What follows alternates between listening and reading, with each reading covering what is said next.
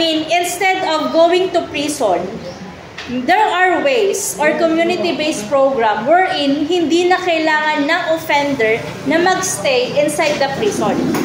Okay? Doon lang sila sa community magsiserve ng sentence. Ang tawag doon is probation. Different po yung probation sa parole. Why? Kasi in parole, they need to serve the minimum sentence sa loob ng kulungan bago sila ilabas. Whereas, in probation, they can apply after conviction. Or what is conviction? After the judge tells them that they are guilty of a certain crime. Okay? Okay po?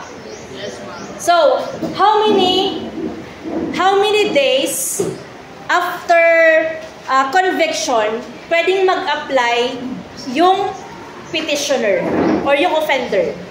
Within 15 days. So, pagkasabi ni judge na you are guilty, within 15 days, dun lang po siya dapat mag-apply ng probation.